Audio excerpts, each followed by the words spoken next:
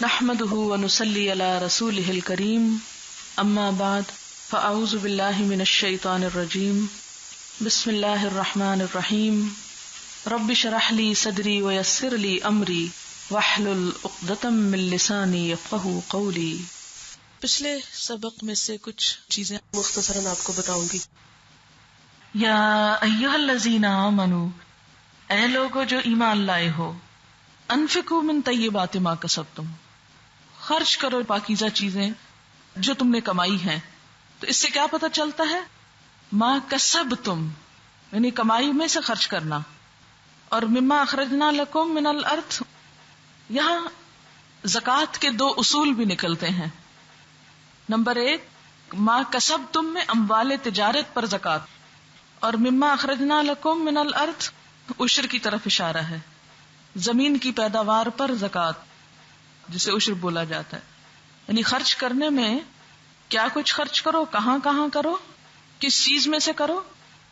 یعنی بعض اوقات کیا ہوتا ہے کہ انسان کے پاس پیسے نہیں ہوتے، ویسے زمین کی پیداوار ہوتی تو اس میں سے بھی خرچ کرنے کو کہا گیا. اس کی پھر تفصیلات انشاءاللہ آپ زکوٰۃ میں پڑھیں گے، لیکن فی الحال صرف اشارتاً یہ دو باتیں یہاں کرتی چلوں. یہ اس لیے بھی ضروری ہوتی ہے کہ بعض اوقات آپ سے کوئی ایسے ہی راہ چلتے پوچھ لیتا ہے اور کہتا ہے جی قرآن میں تو کہیں نہیں لکھا ہوا کہ آپ عشر دو، عشر کا لفظ تو کوئی نہیں آیا. تو بہت سی چیزیں ڈائریکٹ قانونی الفاظ میں نہیں آتی، انڈائریکٹ آتی ہیں. تو یہ دیکھیں کتنا واضح حکم ہے، انفقوا مما اخرجنا لکم من الارض، اس میں سے خرچ کرو. اور حدیث میں اس کی تفصیل آ جاتی. اور پھر فرمایا ولا تیمموا الخبیث منہ تنفقون ولستم بآخذیہ الا ان تغمضوا فیہ، اور خبیث چیز کا ارادہ مت کرو، گھٹیا ردی بیکار چیز مت دو، اور تم خود اس کو لینے والے نہیں مگر یہ کہ اس میں آنکھیں بند کر لو. اس کا پس منظر کیا ہے؟ یہ کیوں اتری تھی آیت؟ مسجد نبوی میں صرف نماز نہیں ہوتی تھی، وہاں تعلیم بھی ہوتی تھی، وہاں عدالت بھی لگتی تھی، وہاں قیدی بھی لائے جاتے تھے، وہاں وفد بھی آتے تھے، وہ ایوان حکومت بھی تھا، ایوان عدالت بھی تھا، وہ عبادت گاہ بھی تھی، وہ تعلیم گاہ بھی تھی. ایک جگہ میں بہت کچھ ہوتا تھا. آپ صلی اللہ علیہ وسلم کے پاس مسجد کے ساتھ ہی بہت سے مختلف علاقوں سے آئے ہوئے لوگ دن رات رہتے تھے، جن کو اصحاب صفہ کہا جاتا ہے. صفہ ایک چبوترے کا نام ہے، وہ ایک خاص جگہ تھی جہاں پر وہ بیٹھ کے علم حاصل کرتے تھے.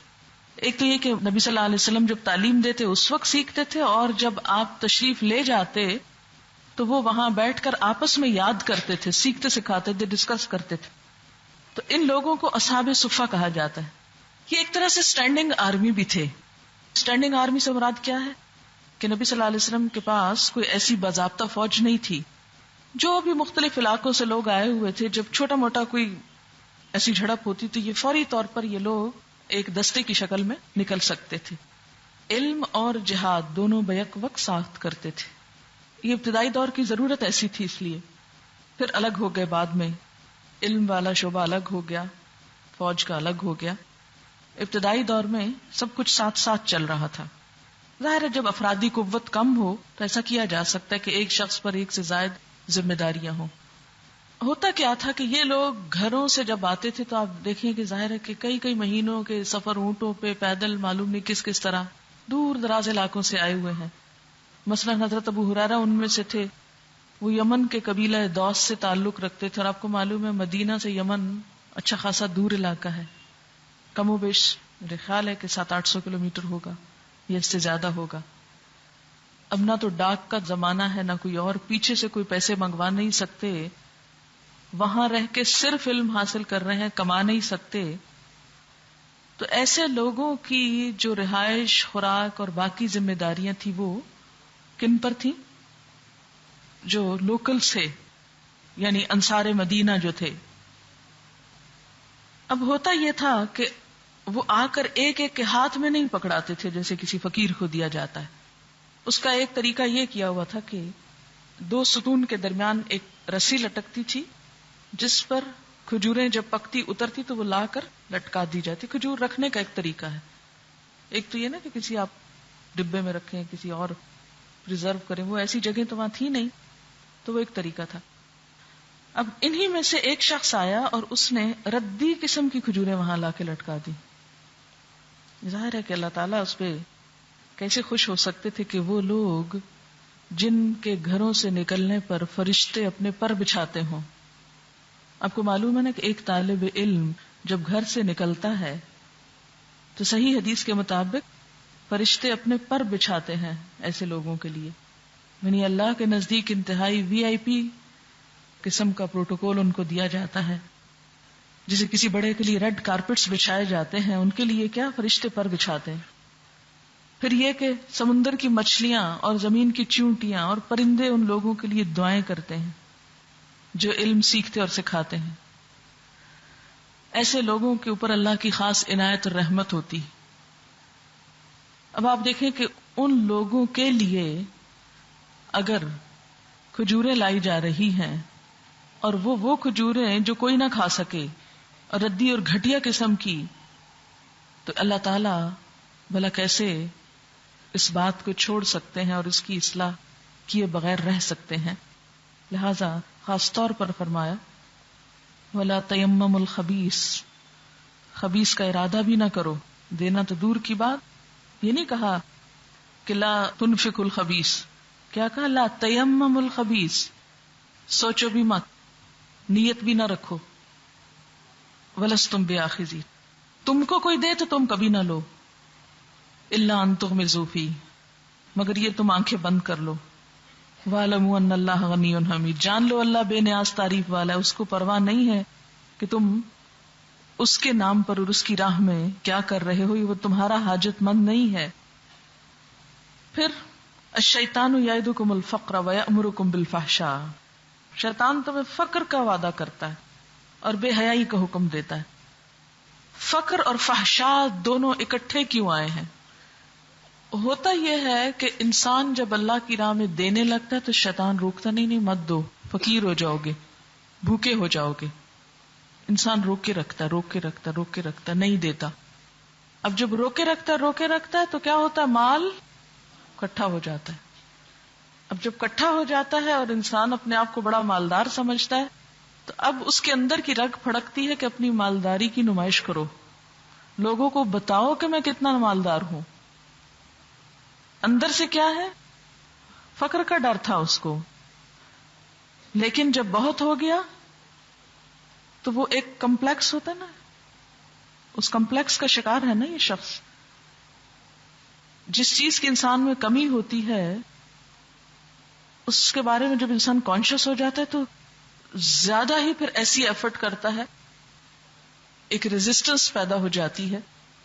مثلا ایک شخص اگر واجبی شکل و صورت کا مالک اور وہ کانشیس ہے کہ میری شکل بہت اچھی نہیں، تو آپ دیکھیں گے کہ وہ میک اپ کے بارے میں، اپنے آپ کو سجانے بنانے کے بارے میں کچھ زیادہ ہی کانشیس ہوگا ایک عام شخص کے مقابلے میں جس کو یہ کمپلیکس نہیں ہے. ایک شخص جس کو اندر سے کمپلیکس ہے غریب ہونے کا، وہ پھر لوگوں کو بتانا چاہتا ہے کہ دیکھو میں غریب نہیں ہوں، میں بہت امیر ہوں. لہٰذا وہ بتانے کے لیے کیا کرتا ہے، ایسی راہیں سوچتا ہے، ایسے طریقے سوچتا ہے جہاں وہ کیا کر سکے، مالدار نظر آئے. لہذا وہ ان کاموں پہ خرچ کرتا ہے جس میں ریاکاری ہے، دکھاوا ہے اور ساتھ بے حیائی بھی ہے، فحشاء بھی ہے. اور اس کے لیے میں نے آپ کو مثال دی تھی کہ ہمارے معاشرے میں اس کی عملی صورت کیا ہے. شادی بیاہ کے موقع پہ ہم خوب خرچ کرتے ہیں کیونکہ وہ ہر ایک کے اسٹیٹس کو پہچاننے کا ذریعہ بن گیا نا ایک. باقی اگر آپ کوئی گھر میں کھا رہا ہے کسی کو کیا پتا چلے گا کیا کھایا انہوں نے. بعض اوقات اور کچھ کام ہے تو وہ آپ کے گھر کے اندر ہی ہے نا، زیادہ لوگوں کو تو نہیں پتا چلتا. لیکن شادی ایک ایسا پلیٹ فارم مل گیا کہ جہاں آپ خوب نمائش کر سکتے ہیں. اور اس کے لیے آپ دیکھیں کہ بے تحاشا لوگوں کو دعوت دینا شادی پر، جس سے کبھی ایک دفعہ بھی ہیلو ہائے ہوئی، اس کا کارڈ لیا، اس کو بھی بلا لیا. اور خاص طور پر اگر وہ کوئی اہمیت رکھتا ہے کسی قسم کی. آپ کو معلوم ہے کہ صحابہ کرام کے یہاں شادیاں کس طرح ہوتی تھیں. حضرت عبد الرحمن بن عوف صبح کی نماز پڑھنے کے لیے ان کے کپڑوں پر رنگ لگا ہوا تھا. اس زمانے میں رنگ ڈالتے تھے کہ پتہ چلے اس کی شادی ہوئی ہے. تو آپ نے پوچھا اچھا تم نے شادی کر لی؟ تو انہوں نے فرمایا کہ ہاں میں نے شادی کر لی. تو پوچھا اچھا مہر کتنا دیا ہے؟ اچھا، یہ واقعہ کیا بتاتا ہے کہ انہوں نے حضور صلی اللہ علیہ وسلم کو بھی بادر کرنا ضروری نہیں سمجھا. حالانکہ شادی میں یہ ہے کہ اس کا اعلان کیا جائے، اس کا اظہار کیا جائے، خوشی منائی جائے، وہ سب اپنی جگہ ہے، لیکن اس کو ایک پورا شو بنا دیا جائے اور ایک دکھاوے کا ایک پورا منظر اور بہت زیادہ وقت اور سرمایہ اور ایفرٹ یہ سب ضائع کی جائے، اس سے اصل مقاصد جو امت کے ہیں ان پہ زد پڑتی ہے.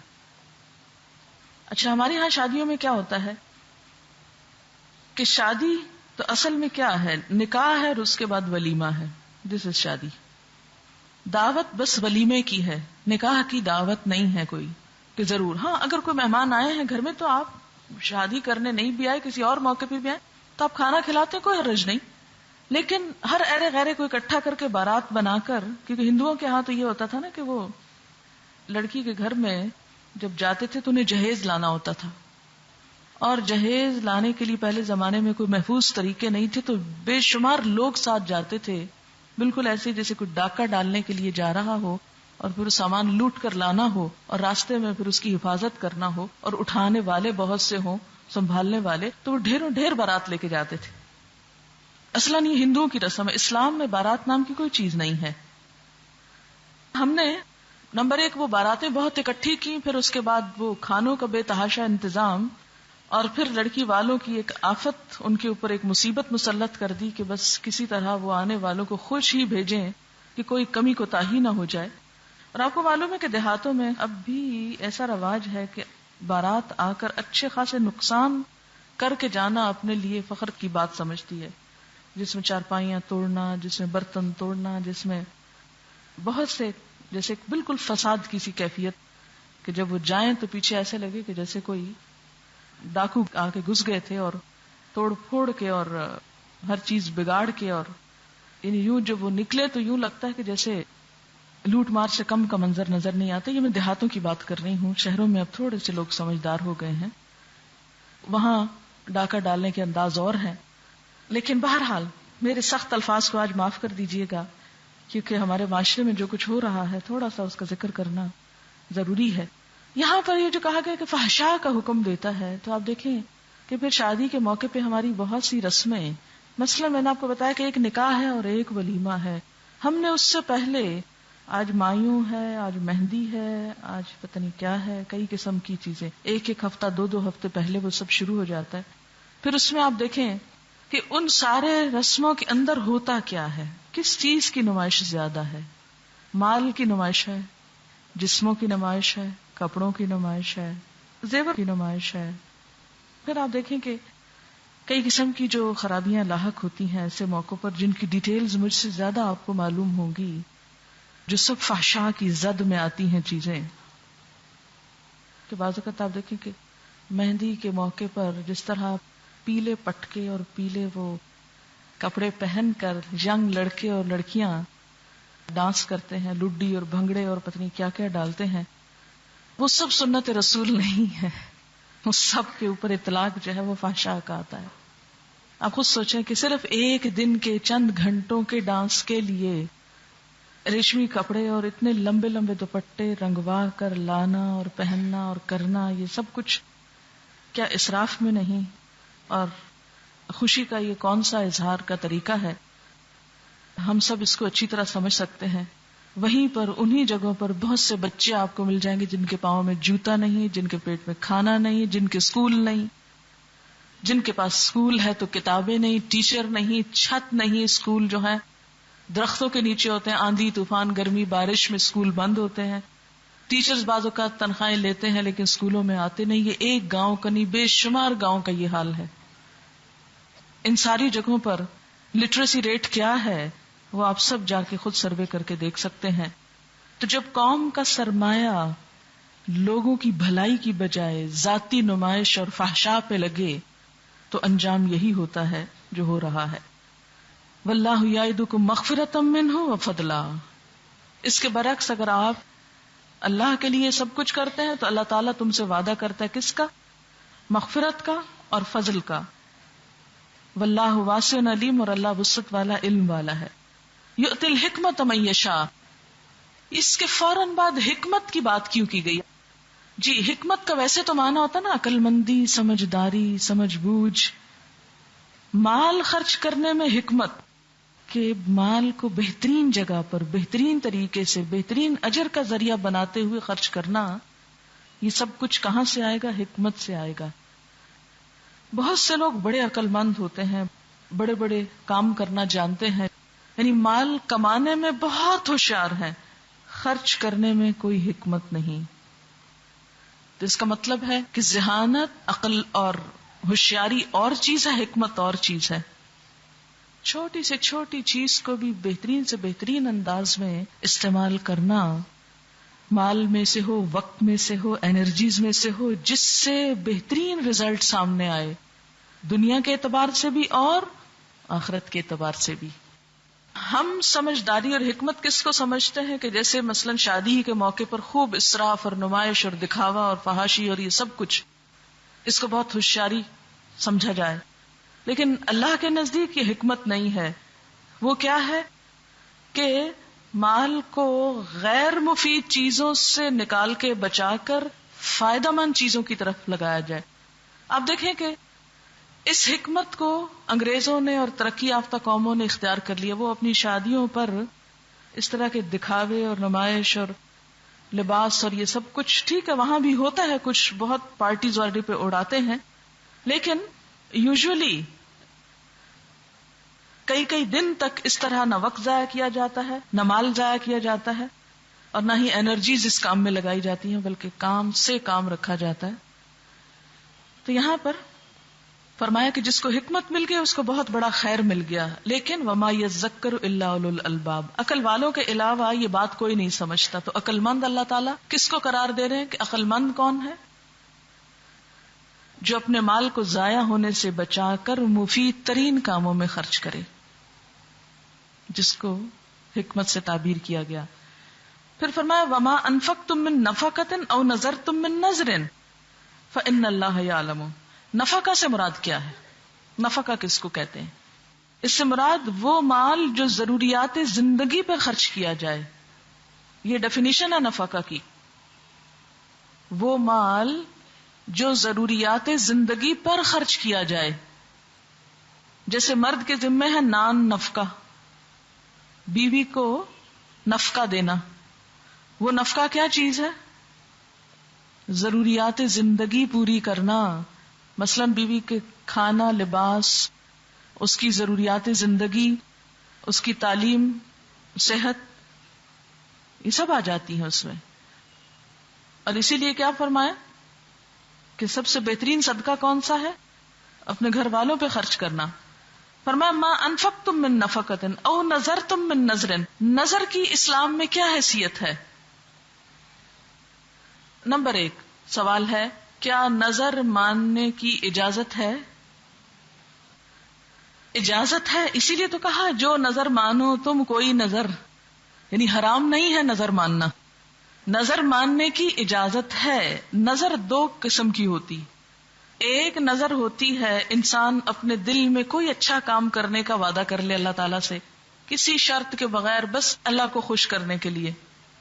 دوسری نظر ہے شرط کے ساتھ نظر ماننا، شرط لگا کر کہ اللہ تعالیٰ آپ یہ کام کریں گے تو میں آپ کے لیے آپ کی راہ میں اتنا صدقہ کروں گی. یہ نظر ناپسندیدہ ہے. اب دیکھیں کہ ایک ہے اجازت ہے کہ نہیں وہ الگ چیز ہے، پسندیدہ ہے کہ نہیں وہ الگ چیز ہے.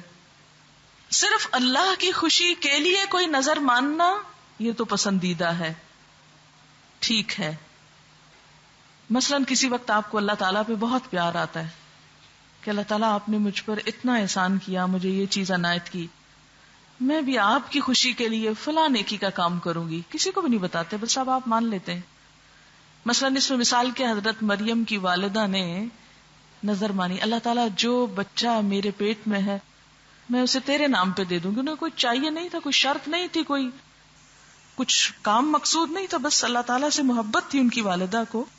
اس محبت کی وجہ سے انہوں نے کہا کہ اللہ تعالیٰ میرا دل چاہتا ہے کہ میری اولاد آپ کے دین کے لیے وقف ہو جائے. اس نظر کا آگے ہم قصہ پڑھیں گے. ایسی نظر پسندیدہ ہے، مان سکتا انسان. نظر کیا ہے؟ جو چیز آپ پر لازم نہیں تھی وہ آپ نے کیا کر لی؟ لازم کر لی اپنے اوپر. کر سکتے ہیں آپ اگر نیکی کی نظر ہو، گناہ کی نہ ہو، ٹھیک.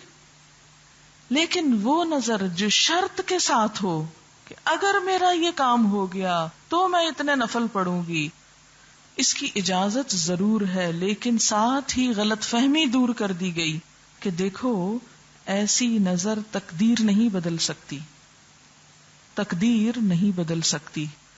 آپ صلی اللہ علیہ وسلم نے کیا فرمایا کہ اس سے کچھ مال بخیل سے نکلوا لیا جاتا ہے، جو اس نے ویسے نہیں دینا لیکن اس کو مصیبت ڈال کے اس سے صدقہ کروا لیا گیا، مجبوراً کیا اس نے. فرمایا کہ ضروریات زندگی پر خرچ کرو یا اپنے اوپر نظر مان کر خرچ کرو.